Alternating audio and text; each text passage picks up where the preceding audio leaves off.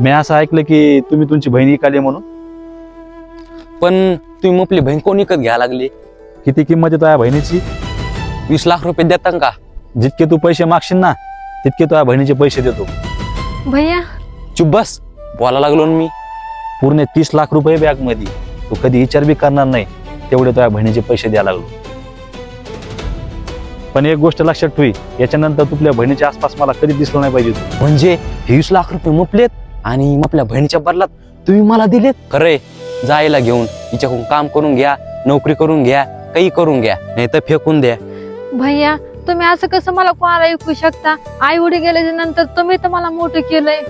आज मला तुम्ही एवढा जीव लावला, खाऊ पिऊ घातलं, आणि आज कोणी येते अनओळखीन तुम्ही मला त्याला देऊन टाकता का? भैया मी तुमची लहान बहीण आहे आणि तुम्ही हे कसं विसरा लागलात? जर तुमच्या गप्पा गोष्टी झाल्या असल्या तर घेऊन जाऊ तुझ्या बहिणीला. हा हा, घेऊन जाईला. भैया माझं एकदा ऐकून तर घ्या ना, काय करेल तुम्ही हे? भैया चल.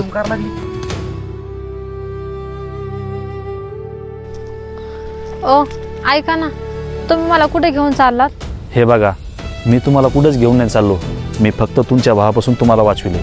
भैयापासून वाचवलं, पण मला हे काही समजलं नाही. तुमचा भाऊ पत्ते खेळत होता, सगळे पैसे तो पत्त्यामध्ये हरला. त्याच्या पैसे काय नाही उरलं तर समोरचा माणूस म्हणला त्याला पत्त्याच्या डावावर मान.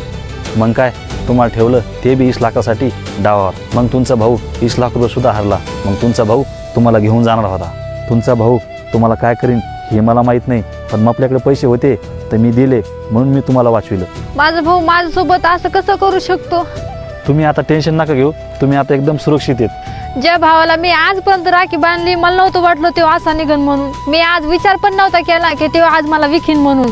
मी या गोष्टीचा कधी विचार पण नव्हता केला की माझा भाऊ मला पत्त्याच्या डावावर मांडेन, माझा भाऊ पत्त्याच्या डावात हरण आणि माझा सौदा करीन म्हणून मी कधी आयुष्यात विचार पण नव्हता केला. जर तुमचं आयुष्य नरक जर नसलं बनायचं ना तर आयुष्यात तुमच्या भावाकडे नका जाऊ. जर तुमचे पाहुणे कुठं चांगले असेल ना तुम्ही तिथं जा, तेव्हा तुम्ही चांगलं राहता. आमच्या गावाकडनं का ना माझी मावशी राहते, मी तिच्याकडेच जाते. खरंच तुमच्या मावशीकडे जाऊन तुम्ही चांगलं तर राहता ना. तिथं तुमचा भाऊ येऊन काही नाटकं बिटकं तर नाही करणार ना? नाही नाही, मग आपला भाऊ तिथं येणारच नाही. आणि प्रत्येक गोष्टीला माझी मावशी तिथं आहे ना, आणि मी तिथं राहून काहीतरी छोटं मोठं काम करेन आणि माझं पोट भरवीत जाईल.